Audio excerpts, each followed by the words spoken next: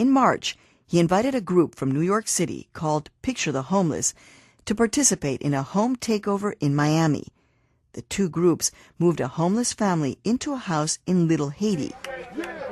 We say occupy! Later that month, Picture the Homeless attempted their own takeover of a building in New York's East Harlem. 200 people marched to the corner of 116th Street and Madison Avenue, the site of an abandoned building. And we're trying to make it a point that the city needs to do something with spaces like this. In Baltimore, the activist group Acorn broke into a home this past February so that a woman who had been evicted from her house could return. This is our house now. Acorn has led similar actions in over 20 other cities. In this case, their activist was charged with fourth-degree burglary. And one group has a different approach, preventing evictions before they happen. City Life is a Boston-based group known for staging eviction blockades, demonstrations that protect homeowners and tenants in foreclosed buildings who are threatened with eviction and refuse to leave their homes. Today we are witnessing a courageous woman taking a stand based on principle. So this house over here... Back in Miami, Max Rameau takes his work with squatters personally. Some time ago, he moved a family of 5 into this vacant home just north of Miami. They had just been evicted from their apartment, he says. Well, it was a Haitian immigrant family. It was a mother and her 4 children.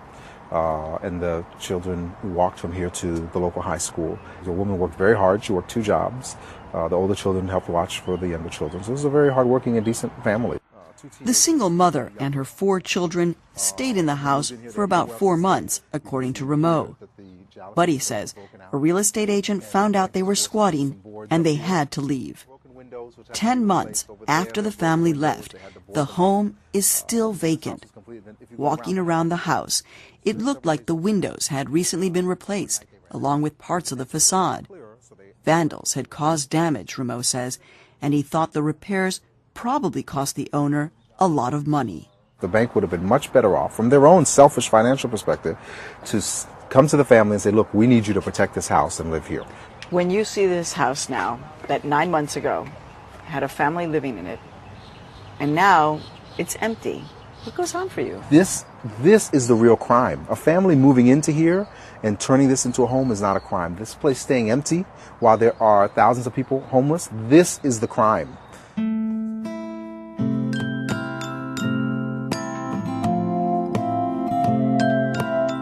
It's a terrible pattern, people continuing to lose jobs even as the economy seems to turn up. That means more folks at risk for losing their houses. You can find resources in your own state to help out, starting with the interactive map on our website. Connect to Now online at pbs.org. If watching us leaves you with the idea that journalism is a barrel of laughs that you want to try yourself, Now on PBS has teamed up with Emmy-winning producer Bill Gentile to run an intensive in-person crash course in backpack journalism. The deadline for applying to the next course is August 10th. Get more information and watch previous class videos online. Connect to Now at pbs.org. On the next edition of Now, that new fence along America's southern border, approved under President Bush, is being completed by the current administration. That has some Obama supporters outraged. He has failed. He has failed us. He has not only failed us, but he has abandoned us. And that's it for now. From New York, I'm David Brancaccio. We'll see you next week.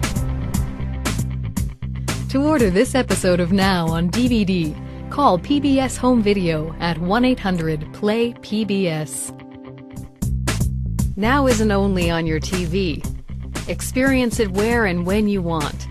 Like on our website, where you can search to find shows that matter to you. Or download Now podcasts from iTunes to your portable player. Sign up for the Now newsletter for updates, and follow us on Twitter and Facebook for insider information. Choose the Now experience that works best for you. And don't worry, your TV won't be jealous. Funding for Now is provided by the Orfila Family Foundation, the Park Foundation, the Marguerite Casey Foundation, the Nathan Cummings Foundation, the CS Fund, the Desjardins Blackman Fund, and by the following. And by contributions to your PBS stations from viewers like you. Thank you.